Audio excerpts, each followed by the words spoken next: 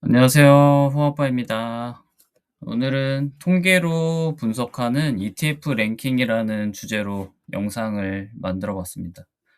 포트폴리오 시리즈 벌써 세 번째인데, 요거는 이제 직접 이제 자기 자신을 알고 미국 주요 지수 기반으로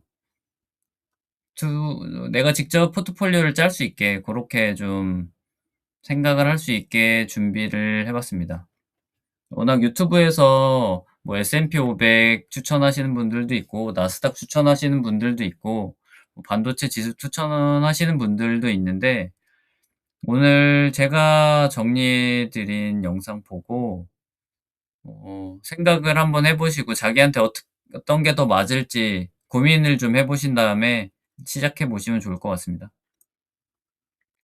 일단 통계는 10년치 실제 데이터를 기반으로 뭐 미국 주요 지수 기준으로 준비를 했습니다.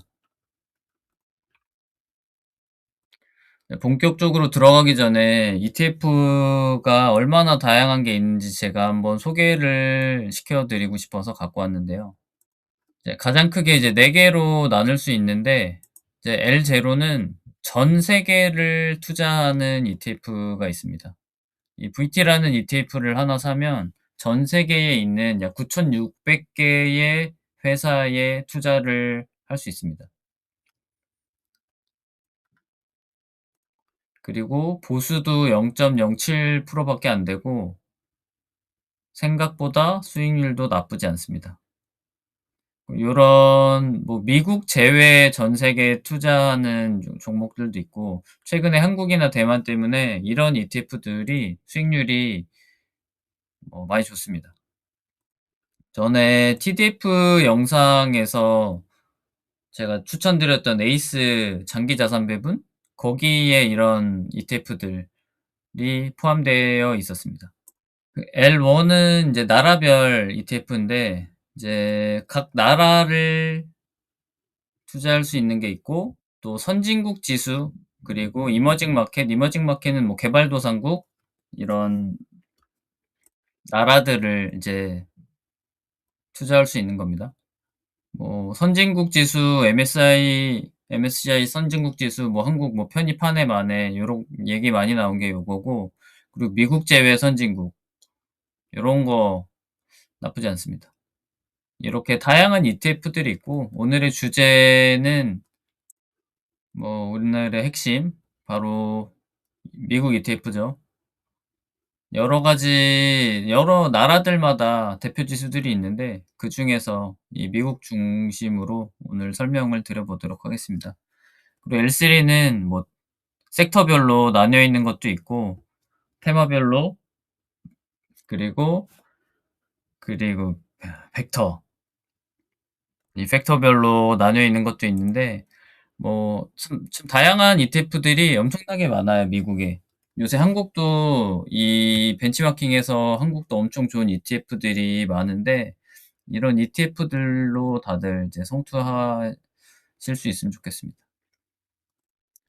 한 가지 핵심은 이제 아래로 갈수록 이 종목 집중도는 높아지지만 변동성도 커지고, 하지만 수익이 좋을 수도 있고 나쁠 수도 있고, 이 위쪽으로 갈수록 꾸준한 인플레이션 기반의 꾸준한 성장 수혜를 받을 수 있다라고 보시면 됩니다. 아래쪽은 투자 한번 잘못하면 뭐 빠져나오기 힘들죠. 특히 바이오 같은 것들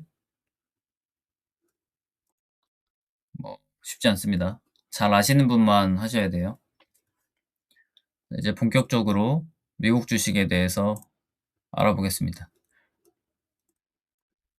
자, 왜 미국 주식이냐, 그리고 왜 S&P 500이냐. 일단 여러 가지 이유 중에 제가 5개를 좀 골라봤는데, 일단 자사주 소각.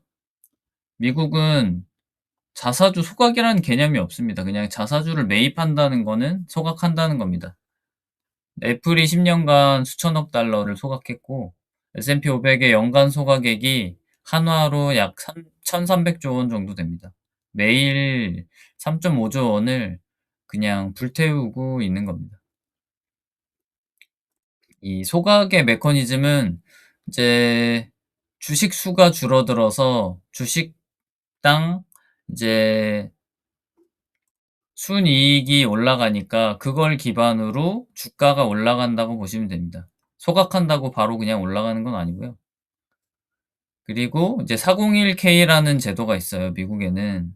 이 401K가 결국엔 퇴직연금인데 우리나라 퇴직연금은 뭐 DB 같은 경우는 그냥 뭐 예금 아주 안전한 거에서 뭐 금리 2%라 그랬나? 2% 받으면서 이제 잠들어 있는 게 퇴직연금, 저희 나라의 퇴직연금인데, 뭐, 최근에는 DC로 직접 운영하시는 분들도 많을 테고, 저는 뭐, 2년 전에 DC로 바꿔서, 뭐, 누적 수익률이 지금 한 70% 정도 됩니다. 아주 하길 잘한 것 같아요.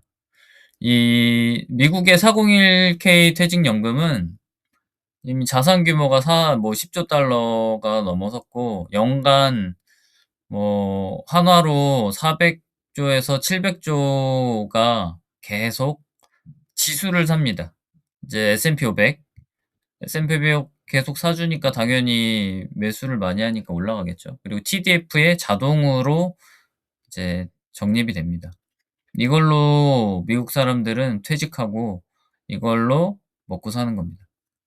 그리고 이제 배당 성장 정책인데 미국은 뭐 배당 킹이라고 부르는 것도 있고 배당 퀸, 얼마나 오랫동안 배당을 했냐, 얼마나 오랫동안 배당이 성장됐냐 이런 거에 따라서 배당 킹, 퀸, 뭐 귀족 뭐 그런 것들이 있습니다. 그게 또 ETF로 따로 있어요. 그 ETF로 따로 있어서 뭐 지수에 편입되기 위해서라도 계속 배당을 늘려가던 회사가 갑자기 배당을 안 할 수가 없습니다. 계속 배당을 성장할 수밖에 없게 돼 있는 구조입니다. 그리고 전 가장 큰 것 중에 하나가 이 경영진의 이해관계 일치. 결국에는 미국은 CEO, 뭐 CFO 이런 임원들이, 이사진들이 이제 스톡 옵션 계약을 어떻게 하냐면 뭐 매출을 얼마나 올리고 뭐 순이익이 얼마나 됐을 때 어 얼마만큼 너한테 주식을 살 수 있는 권리 스톡 옵션을 주겠다. 요런 거로 계약을 합니다. 그래서 이 CEO가 돈을 벌려면 회사를 무조건 잘 되게 만들어야 됩니다. 우리나라랑은 아주 많이 다른 구조를 가지고 있습니다. 대표적으로 애플 팀 쿡 연봉이 90%가 주식 보상이고 테슬라 일론 머스크 스톡 옵션은 아시는 분들은 아시겠지만 엄청난 규모의 스톡 옵션을 주고 그만큼 머스크도 엄청난 조건을 걸고 이제 스톡 옵션을 받습니다. 뭐 주가 상승, 그 옵티머스 양산 몇 천만 대였나? 뭐 이런 것들 엄청난 조건을 걸고 엄청난 돈을 벌게 세팅을 해놨습니다. 그래서 머스크는 지금 테슬라 주식이 어느 정도까지 올라가지 않으면 돈을 한 푼도 받을 수 없게 되어 있습니다.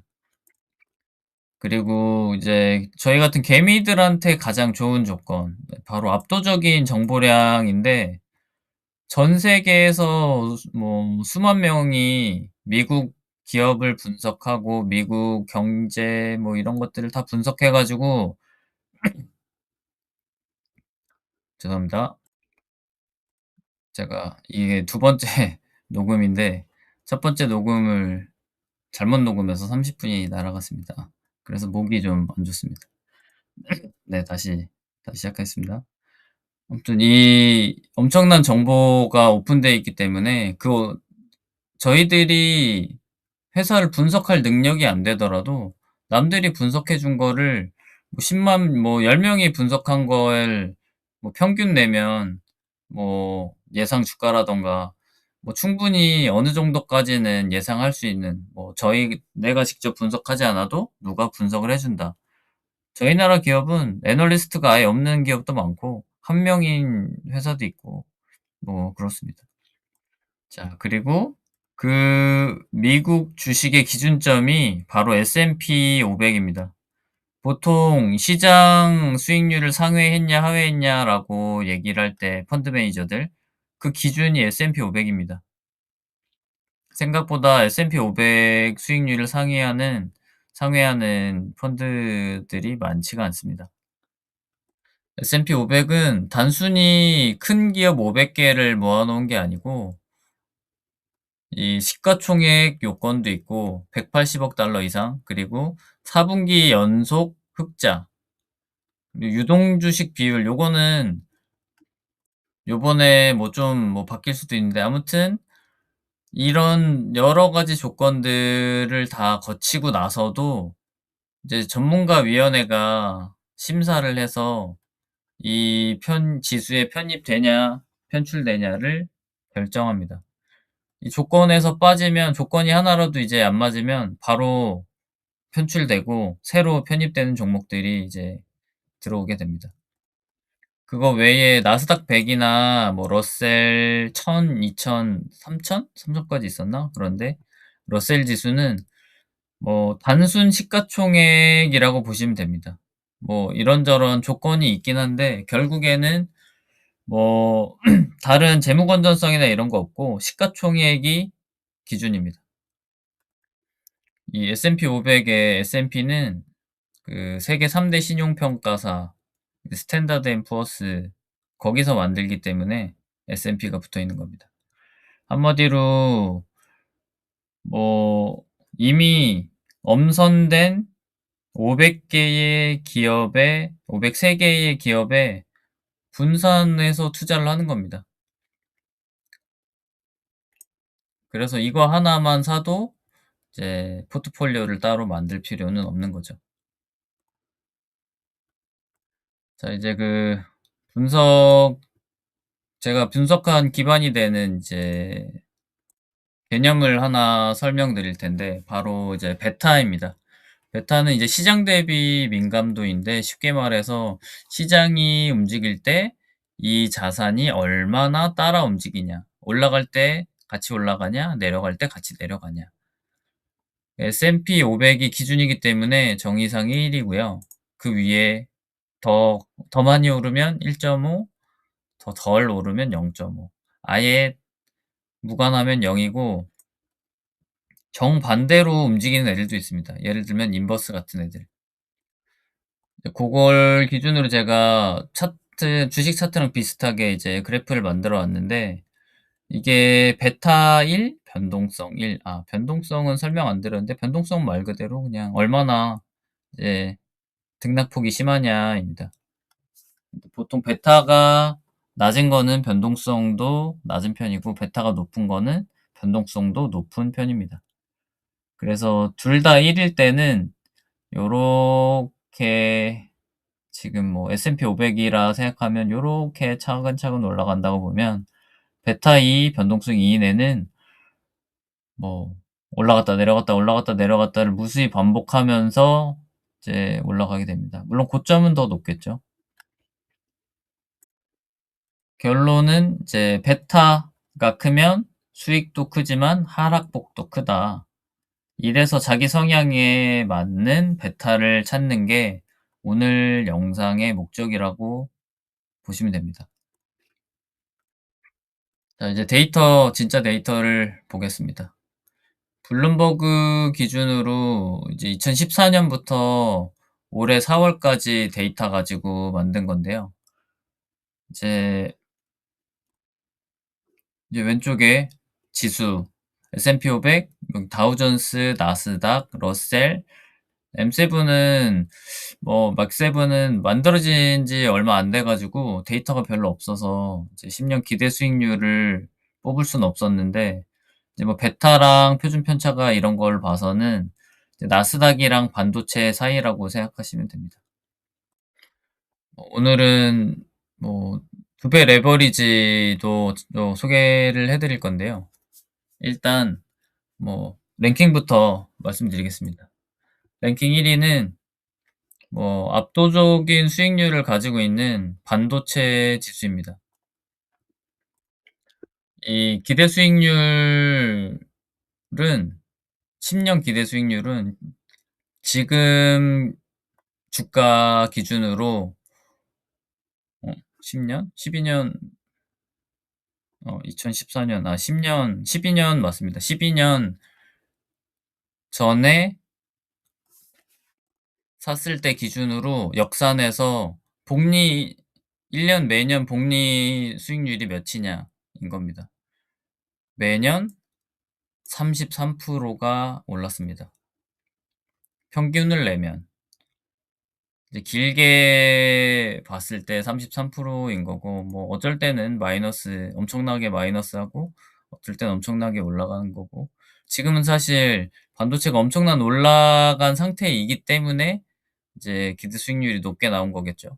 근데 변동성이 커서 낮았을 때는 기대 수익률도 낮을 수밖에 없는데 뭐 지금 이 상황에 반도체가 1 위가 아니라고 말할 수 있는 사람은 아무도 없을 겁니다. 2 위는 뭐 여러 레버리지들을 제치고 나스닥 100 입니다. 이 효율 이게 순위는 뭐 베타를 기대 수익률 가지고 이제 나눠서 이제 내놓은 건데 이런저런 조합을 많이 해 봤는데 뭐 가중치 넣어서 베타랑 표준 편차랑 섞어서 효율 뭐 나눠 보고 했는데 아무 뭐 이것저것 바꿔도 효율 이 순위가 바뀌지 않습니다. 그만큼 이제 반도체 지수랑 나스닥 100이 이 효율 면에서 압도적이라고 생각하시면 됩니다. 이게 베타가 1.13 이어서 S&P 500 보다 살짝 높은 것처럼 보이는데 기대 수익률은 S&P 500 보다 뭐 6% 면 뭐 엄청나게 높죠. 그리고 반도체 대비 편차도 낮기 때문에 저는 요번 영상 준비하고 나서 이 나스닥에 대한 비중을 훨씬 더 높이고 있습니다. 지금 이 영상 찍고 있는 순간 그 변동성 반도체 광통신 같은 애들 엄청나게 지금 조정받고 있고 지금 뭐 로켓 로켓이 아니고 이제 우주 쪽도 그 블루 오리진 아마존 쪽 로켓이 터지면서 엄청나게 조정받고 있는 상황인데 나스닥은 그거랑 상관없이 지금 0% 입니다. 반도체가 올라가고 있기 때문에. 그래서 이렇게 좀 주도주를 찾기 힘든 그런 상황에는 정말 나스닥 같은 좋은 투자처가 없을 것 같습니다. 확신이 있는 분들은 뭐 나스닥 레버리지도 지금 효율이 3 위더라고요. S&P 500 보다 좋습니다. 뭐 기대 수익률이 워낙 이제 높아서 그렇겠지만 버틸 수만 있다면 저는 나스닥 100 좋은 것 같습니다. 레버리지. 뭐 4 위가 S&P 500 이고 그 밑으로는 뭐 볼 필요가 없는 지수가 아닌가. 한국인들은 투자 못하는 지수 뭐 투자 못하는 겁니다. 러셀 2000은 이게 지금 기대 수익률이 좀 낮은데 금리 인하기에 한해서 좀 많이 올라갈 때가 있거든요. 근데 그거를 바라고 투자를 하기에는 뭐 저희 이제 기대 수익률 뭐 일단 뭐 통계만 봐도 투자할 수 있는 지수는 아니죠. 베타 표준 편차는 높은데 수익률은 낮다 하면 안 된다. 나스닥 나스닥하고 해 보고 안 될 것 같으면 S&P 500 뭐 이 정도가 좋지 않을까 그렇게 생각하고 있습니다. 일단 S&P 500이 베타 값에 따라서 5% 하락할 때 다른 지수들이 얼마나 하락하는지 보면 나스닥은 5.7, 러셀은 수익률도 안 좋은 게 더 많이 떨어지고 백셉은 반도체 순입니다. 죄송합니다. 네. 지금 뭐 베타 대비에 나스닥이 수익률이 너무 좋아서 나스닥 계속 나스닥 말씀만 드리는 것 같습니다. 나스닥 좋습니다. 고점 대비 최대 낙폭도 제가 한번 적어 봤는데 뭐 '이럴 수 있다.'라는 정도만 알고 계시면 될 것 같습니다. 참고로 지수가 30% 정도 빠졌다 그러면 개별주는 한 60%, 뭐 많으면 70-80%도 빠질 수 있는 겁니다. 그런 거 생각하면 뭐 진짜 나스닥만한 게 없습니다. 뭐 최근 걸 보면 트럼프 관세 충격 때 뭐 저는 개별주를 투자하고 있었기 때문에 굉장히 많이 빠졌다고 생각했는데 나스닥 기준으로 24% 밖에 안 빠졌더라고요. S&P 500 20% 빠지고. 그래서 진짜 이게 맞나 봤는데 네 실제로 계산해 보니까 뭐 이 정도로 빠진 게 맞습니다. 전 체감상으로 한 50%는 빠진 것 같았는데 네 많이 안 빠졌더라고요. 이 표가 말해 주는 거는 뭐 하나일 것 같은데 이 수익률이 높은 애들은 이제 폭락할 때도 크게 빠진다. 그래서 이제 자기 성향을 아는 게 되게 중요합니다. 결국에는 이 기대 수익률을 다 먹으려면 폭락했을 때 안 팔아야 되거든요. 근데 이 생각보다 이 폭락할 때 안 파는 게 어렵더라고요. 저도 이 나스닥 레버리지를 투자를 시작한 지는 되게 오래됐는데 폭락을 못 버티고 항상 판매를 합니다. 판매하고 다시 뭐 반등기에 다시 투자했다가 좀 올라갔다 좀 조정받을 것 같으면 그냥 팔아 버립니다. 저는 쫄보 타입이라 그렇게 지속적으로 레버리지를 사용은 못 하겠더라고요. 그래서 자가 진단을 할 수 있는 뭐 간단한 지표 같은 걸 준비했는데 뭐 성격, 성향, 뉴스 확인, 그리고 재무 상황, 이 꾸준한 월소득이 있는 게 버티는 데 굉장히 많이 도움이 될 거라서, 그리고 당장 필요하지 않는 돈으로 투자하는 것도 굉장히 중요하고, 결국엔 이 투자 기간이 길어야만 저 기대 수익률을 다 그대로 반영을 할 수가 있거든요. 그리고 일단 특정 분야의 성장에 강한 확신이 있으면 낙폭이 크더라도 버틸 수 있거든요. 그래서 이제 7년, 투자 기간이 7년 이상이냐 아니면 확신이 있느냐. 결국엔 투자에는 확신이 중요하기 때문에 요거 두 개는 2 점씩 배점을 했습니다. 원래 9 점까지 가야 되는데 하나 얘가 빼 버렸네요. 아무튼 뭐 이런 점수들 기준으로 이제 9 점은 어 넘사 레버리지만 투자하는 사람들, 그런 사람들은 현금이 좀 필요하다.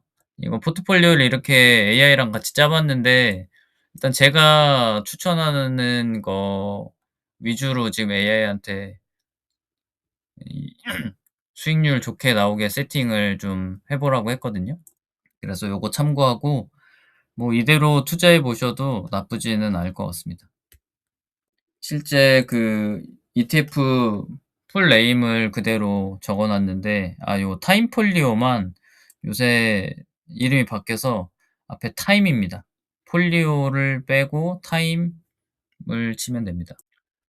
밑에부터 설명을 드리면 이 1 점은 배당 현금 흐름형입니다. 요걸 만든 이유는 좀 투자의 재미를 느끼게 되기 쉬운 조합이거든요. 요렇게 세팅하면 이제 기대 수익률이 연복리 10% 입니다. 그리고 낙폭도 MDD 최대 낙폭도 높지 않아요. 그래서 실제로 이런 식으로 투자를 하시는 분들이 한국에 꽤 있습니다. 얘네들이 유명한 슈드인데 그 슈드 기반으로 투자하시는 분들이 한국에 꽤나 많이들 계십니다. 이번은 이전부터는 이 배당은 좀 줄이더라도 수익률을 좀 높이는 걸로 세팅을 해 보려고 그랬는데 의외로 수익률이 더 낮습니다. 아 수익률이 아니구나. 수익률은 여기구나. 효율이 낮습니다. 그래서 뭐 현금 흐름이 중요하기 때문에 1점 투자도 뭐 저는 어느 정도 돈이 쌓이면 요렇게 투자할 생각을 하고 있기 때문에 이 배당 세팅하는 것도 지금 저는 이 영상의 기준은 사실 장투할 수 있는 내 성향을 알고 그거에 맞게 포트폴리오를 짜져 있는데 그거 말고 연배당 현금 흐름 기준으로 포트폴리오를 짤 수도 있거든요. 그것도 다음 주제 중에 하나인데 그렇게 현금 흐름을 느끼는 게 저는 투자에 있어서 굉장히 나쁘지 않은 조합이라고 생각합니다. 저도 초반에 이렇게 투자를 시작했고요. 그래서 1점 매우 추천드립니다. 주식을 안 해 보신 분들, 투자를 안 해 보신 분들은 1점 아주 좋습니다. 어르신들도 좋고 은퇴하신 분들도 좋고 이제 한 3점 정도 되면 균형형인데 이제 S&P 500 50%, 나스닥 요건 S&P 500 두 개구나. S&P 500 50% 그리고 S&P 500 액티브 50% 입니다. 액티브랑 그냥 S&P 500이랑 수익률이 꽤 차이가 나거든요.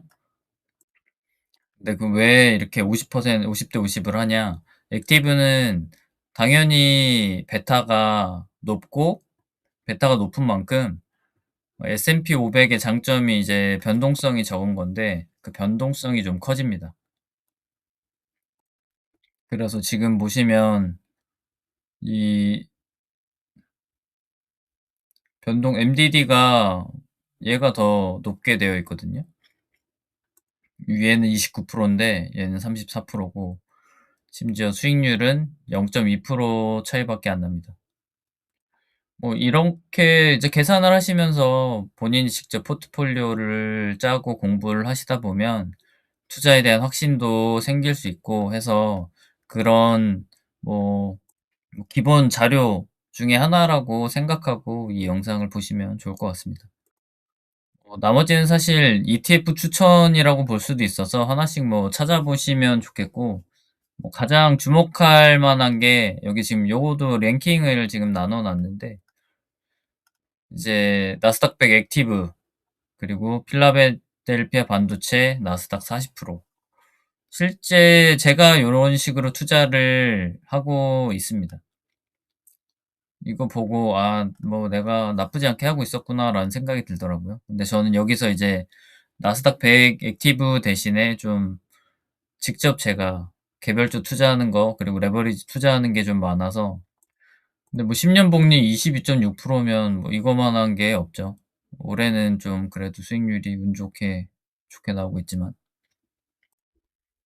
여기 위에는 레버리지를 조합을 좀 해 봤는데 레버리지 조합한다고 해서 수익률이 엄청나게 높아지지 않습니다. 왜냐하면 지금 제가 미국 나스닥 100 액티브를 껴 놨기 때문에 액티브는 잘 세팅하면 레버리지만큼 올라가고 떨어질 때는 레버리지만큼 떨어지지 않습니다. 그래서 좋은 액티브 ETF를 고르는 것도 엄청나게 좋은 투자 수단 중에 하나인 것 같습니다. 이 9 점은 레버리지형인데 현금을 들고 있는 이유는 레버리지형들은 이 빠질 때 좀 줍줍을 잘 해 줘야 됩니다. 그래서 생각보다 신경 쓸 게 많기 때문에 완전 고수들한테 추천하는 조합입니다. 수익률이 가장 좋은 건 당연히 레버리지지만 효율은 이 6 점이 제일 좋습니다. 나스닥 100 액티브 그리고 반도체 나스닥 40%. 시간이 부족해서 마무리 정리를 하기가 좀 애매한데 수익률이 높은 ETF가 최고가 아니고 내 성향에 맞는 ETF가 최고라는 거 항상 기억하시면 좋겠습니다.